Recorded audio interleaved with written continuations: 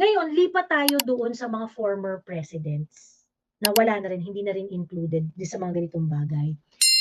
To be fair, ako the way I understand it, yung presidente kasi i-designate niya kung sino yung gusto niyang i-designate na mga citizen na maaaring maging part ng National Security Council. Hindi ko sure kung meron bang EO na nagsasabi na yung mga previous president ay automatic na advisor, ganon.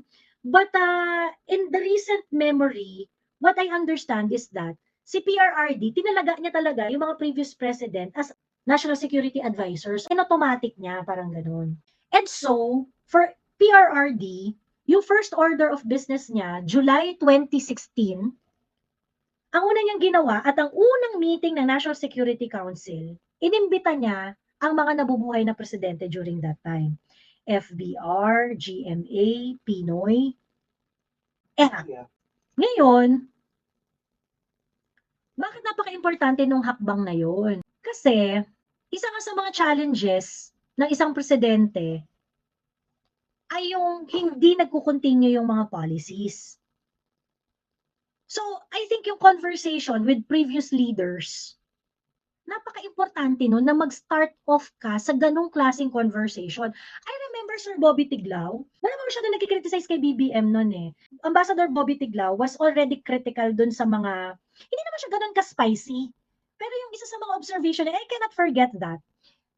Isa sa mga observation niya, sabi niya, oh, 3 months na, hindi pa nagbi-meeting si BBM with the other presidents. Wala pang meeting na bonggang-bongga si BBM with PRRD. Hindi pa niya kinonvene yung iba't ibang mga presidente para makipag-usap, ganyan.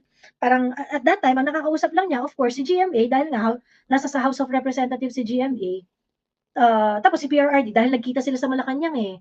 But there was really no sit down, nakagaya nung ginawa ni PRRD noong 2016.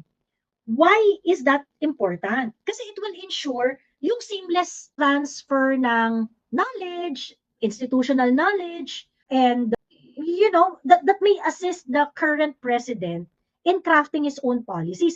Ano ba yung mga wins and losses ng mga previous president na he can build on? At ano yung mga losses nila na para maiwasan mo na hindi mangyari sa administration mo?